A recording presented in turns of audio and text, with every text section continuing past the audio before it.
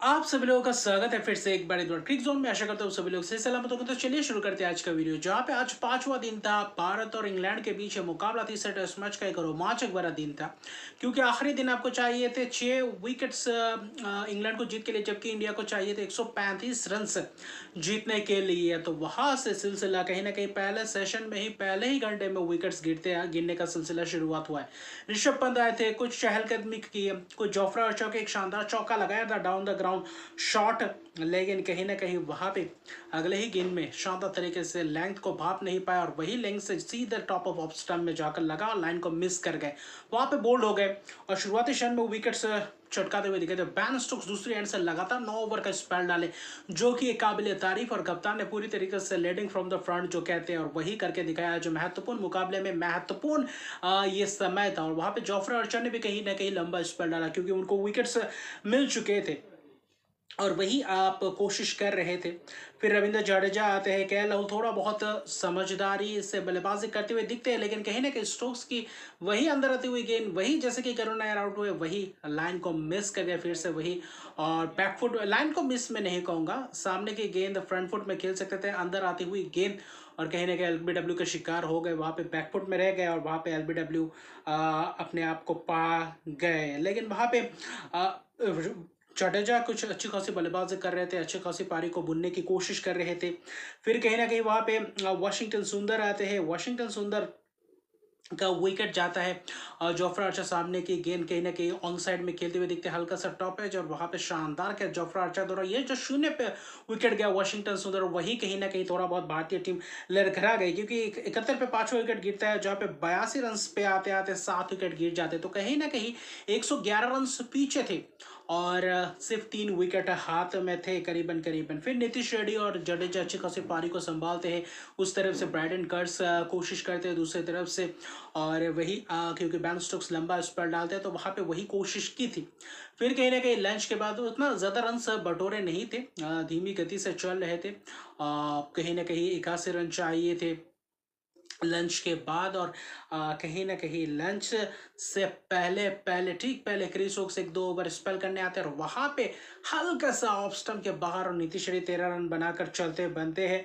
एक पार्टनरशिप दिख रही थी दोनों के बीच, 30 रन की करीब पार्टनरशिप, ऐसा लग रहा था कि थोड़ा बहुत वापसी कर रहे हैं, लेकिन वहां पे लंच से पहले वो विकेट गिरना कहीं ना कहीं लड़खड़ा गया। ऐसा लगा कि 2 विकेट बाकी है, लंच के तुरंत बाद ही वो 2 विकेट चला जाएगा, क्योंकि रविंद्र जडेजा थे क्रीज में, लेकिन दूसरे रन पे बुमराह आए थे लंच के बाद, और कहीं ना कहीं वहां पे अच्छी तरीके से पारी को संभाला और बुमराह ने काबिल तारीफ बल्लेबाजी करते हुए नजर आए। वहां पे डिफेंसिव अप्रोच में रहे, क्योंकि रन्स ले नहीं रहे थे, बहुत ही धीमी गति से चल रहे थे और कोशिश थी, क्योंकि वहां पे जोफ्रा और क्रिस वोक्स दूसरे एंड से लगातार गेंदबाजी कर रहे थे, बेहतर अंदाज में कर रहे थे। एक क्रिस वोक्स अंदर आती हुई गेंद एलबीडब्ल्यू के शिकार बन चुके थे वहां पे जडेजा, और कहीं ना कहीं वहां पे आउट दे दिए थे। फिर देखा इम्पैक्ट आउटसाइड ऑफ स्टंप के बाहर, और कहीं ना कहीं वहां पे बच गए जडेजा, और अगले ही गेंद पे शानदार तरीके से मिड विकेट की तरफ से छक्का। ऐसे कुछ चहलकदमी करना चाहिए था, ऐसा कुछ रिस्की शॉट्स लेना चाहिए था, जो लिए नहीं थे। बुमराह के साथ सिंगल्स खेले, चौथे गेंद में सिंगल्स लेते हैं, फिर 2 गेंद खेलने देते, फिर अगले ओवर में कहीं ना कहीं वैसा ही सिलसिला रहा है, क्योंकि उसके बाद बैन स्टोक्स और ब्राइडन कर्स ने भी गेंदबाजी की। बैन स्टोक्स ने जो स्पेल करने आए, बेहतर स्पेल बेहतर रणनीति के साथ आए, यानी कि विकेट चटकाने का मौका ढूंढ रहे थे। वहां पे अच्छी तरीके से गेंद भी खेल गए। अब जसप्रीत बुमराह बेहतर खेल चुके थे। जब बैन स्टोक्स आए, शोएब बशीर ने भी गेंदबाजी करने के लिए आए, स्पिनर्स को लुभाना चाहा, वहां पे अच्छी खासी डिफेंसिव दिखा। जडेजा ने कुछ अच्छे खासे शॉट्स लगे, सिंगल्स डबल्स ऐसे ही, बाकी कोई बड़ा शॉट मारते हुए दिखे नहीं जडेजा, और धीमी और कहीं ना कहीं धैर्य अंदाज में दिखे जडेजा बल्लेबाजी करते हुए, लेकिन गेंदबाजी अपने पूरी तरीके से रणनीति के साथ आए हुए थे। बैन स्टोक्स जब आए अपना अगला स्पेल कहीं ना कहीं वहां पे 38 से पहले, और वहां पे ही मिड ऑन में रखा हुआ था सैम कुक को, वहां पे पुल शॉट मारने के वहां पे बुमराह उससे पहले शॉट ऑफ लेंथ डिलीवरी कर रहे थे।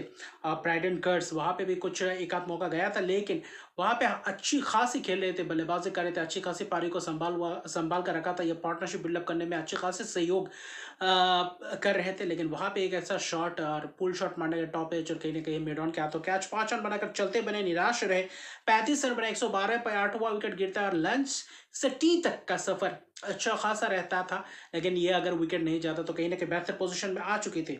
147 पे 9वां विकेट गिरा था। फिर कहीं ना कहीं सिराज आधा घंटा एक्सटेंड कर दिया गया, वहां पे अच्छी खासी सिराज ने टैकल किया बैन स्टोक्स के या ब्राइटन कर्स अच्छी तरीके से पारी को संभाला और बैन स्टोक्स लंबे से लंबे स्पेल करते हुए आज नजर आया, जो चाहिए था वही करके दिखाया। फिर कहीं ना कहीं आखिरी विकेट था टी तक, और वही पे देखे तो वही 50 रन के करीब जोरे। टी के बाद कहीं ना कहीं 30 रन चाहिए था, ऐसा लग रहा था कि एक सिराज कुछ कर सकते हैं क्या, जडेजा कुछ कारनामा कर पा सकते हैं। वहां पे आया और शुरुआती क्षण में वहां पे एक निराशाजनक कहीं ना कहीं एक दुर्भाग्यपूर्ण विकेट, क्यों था वहां पे शोएब बशीर और जोफ्रा आर्चर कुछ कोशिश कर रहे थे। हालांकि जडेजा ने अच्छे तरीके शानदार पारी खेला, 61 रन की एक शानदार पारी, और वहीं पे शोएब बशीर को अच्छी तरीके से डिफेंसिव अप्रोच कर रहे थे, अच्छी खासी गेंदबाजों को टैकल कर रहे थे। वही जो 3-4 ओवर हो चुके थे, जोफ्रा आर्चर को अच्छी खासी टैकल किया था। उससे पहले वाले ओवर में आखिरी गेंद में कहीं ना कहीं हाथ पे चोट लगा था सिराज को। फिर उसी ओवर में तीसरे गेंद में सिंगल लेते हैं अगले ओवर में शोएब बशीर के, और फिर कहीं ना कहीं अच्छा डिफेंस कर लेते हैं, थोड़ा बहुत टर्न मिलता है, डिफेंस कर लेते हैं, और वहां पे डिफेंस करने के बाद गेंद लेग स्टंप की तरफ जाता है, पैर के पीछे जाकर सीधा लेग स्टंप को जाकर लगता है। डिफेंस कर चुके थे, वहां पे कोई चूक नहीं था, लेकिन वही एक दुर्भाग्यपूर्ण और जाकर सीधे स्टंप पे लगता है, बैल गिरता है और शोएब बशीर आखिरी विकेट लेते हैं और मैच इंग्लैंड को जितवाते हैं। जहां पे 8वां विकेट गिरा था उसके बाद 81 रन चाहिए था, और उस 2 विकेट ने कहीं ना कहीं एक बेहतर पारी खेला, करीबन करीबन 60 रन जोड़े, और जिसके कारण 22 रन से मुकाबला जीता इंग्लैंड ने। लॉर्ड्स में एक शानदार पारी खेला, अब जडेजा की अर्शदीप का पारी महत्वपूर्ण, लेकिन बुमराह और सिराज ने बहुत ही उम्दा किस्म की बल्लेबाजी दिखा, और कहीं ना कहीं सिराज निराश रहे और थोड़ा बहुत मायूस रहे, क्योंकि ये विकेट अगर वैसे विकेट चटकाते तो अलग बात था, लेकिन कहीं ना कहीं डिफेंस करने के बाद गेंद गिर के सीधा लेग स्टंप में जाकर लगता है, तो कहीं ना कहीं ये लक का फैक्टर ही होता है, क्योंकि आज इंग्लैंड को जीतना था, इसलिए जाके ऐसा लगा। शायद ऐसा लगता और भी बहुत बार लगा हुआ है, जहाँ पे बैल नहीं गिरे उससे भी जोरदार लगा है, लेकिन कहीं ना कहीं दूसरे एंड पे खड़े रह गए रविंद्र जडेजा और सिराज। कहीं ना कहीं वहां पे थोड़ा बहुत चूक मैं कहूँगा होस्ट हुआ है, तो रविंद्र जडेजा जहाँ पे बुमराह से खिलवा सकते थे, जहाँ पे सिराज को हालांकि देखे तो जब बुमराह थे वहाँ पे आप ओवर्स में 1-2-3 रन ले सकते थे, वो अच्छी खासी बल्लेबाजी कर रहे थे, तो वहाँ पे कुछ चूक हुआ। एक आध ओवर में एक गेंद में आप चांस ले सकते थे चौके, क्योंकि जब बल्लेबाजी कर रहे थे जडेजा वहाँ पे सारे बाउंड्री लाइंस पे खिलाड़ी रख चुके थे, तो वहाँ पे कुछ था। पहले 3-4 गेंदे वहाँ पे बाउंड्री के करीब रखा था फील्डर्स, उसके बाद तीन गेंदे चौथा गेंदे के बाद कहीं ना कहीं सामने आ रहे थे, वहां पे आपको एक मौका ढूंढना था कि चौके लगाने के लिए। अगर ऐसा करते तो शायद मैच कहीं ना कहीं जीत के कगार पर आते, लेकिन वही इप्सन बॉट्स बहुत 170 पे ऑल आउट हो जाते हैं। एक इकलौता खिलाड़ी रविंद्र जडेजा 61, कल जो पारी खेला था केएल राहुल ने कहीं ना कहीं थोड़ा बहुत चूक हुआ। अगर आज शायद नीतीश रेड्डी और कहीं ना कहीं वाशिंगटन सुंदर अगर कहीं ना कहीं थोड़ा और रन जोड़ पाते तो शायद भारतीय टीम के लिए बेहतर होता, और 8 विकेट जल्दी जल्दी चला गया। आज पहले सेशन में जो विकेट्स गए पहले आधा घंटे 1 घंटे के अंदर, वो कहीं ना कहीं दिक्कत दे गया, और उसके बाद कहीं ना कहीं जो पारी संभाला वो भी कहीं ना कहीं उतना मुश्किलात था, क्योंकि उनके चाहिए थे 2 विकेट्स, आपको चाहिए था 80 रन, तो वहाँ पे थोड़ा बहुत मुश्किल था। फिर भी वहाँ पे आप धीमे गति से खेल लेते, वहाँ पे डिफेंसिव अप्रोच में थे, थोड़ा बहुत एक आध ओवर में थोड़ा बहुत प्रहार करते, एक आध दो चौके लगाए थे ग्राउंड शॉट, तो शायद मौका मिल सकता था, लेकिन वहां पे चूक हुआ और बल्लेबाजों ने कहीं ना कहीं डिसअपॉइंट किया। दूसरे इनिंग्स में कितना भी गेंद लहरा क्यों ना रहा हो, वहां पे आपको थोड़ा बहुत धैर्य दिखाना था, आप थोड़ा बहुत 20-25 ओवर खेलना था, और उसके बाद कहीं ना कहीं रन बिल्कुल इस पिच पे था। अगर आप डटे रहते, जो 9वां और 10वें बल्लेबाज ने वो जो कारनामा करके दिखाया था, तो वहां पे हालांकि लॉर्ड्स में ये जीत इंग्लैंड का 22 रन से जीतते हैं।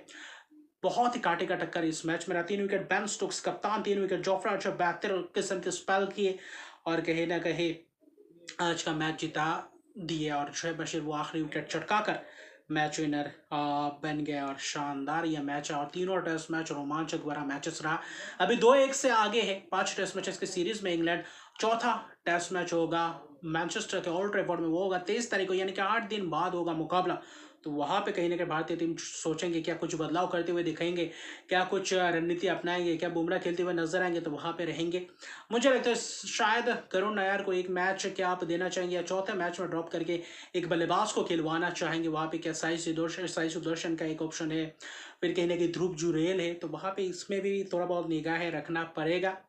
तो वही बात है। हालांकि एक निराशाजनक प्रदर्शन रहा, अच्छा खासा खेल चुके थे आखिरी 2 बल्लेबाज ने, काबिल तारीफ है जडेजा की इस परिस्थिति में अच्छा खासा स्कोर बनाना, और दुर्भाग्यपूर्ण वो विकेट। अगर थोड़ा बहुत और धैर्य दिखाते और थोड़ा बहुत अगर ये विकेट ना चढ़ता तो शायद भारतीय टीम के पास मौका था शायद ये मैच भी जीतते।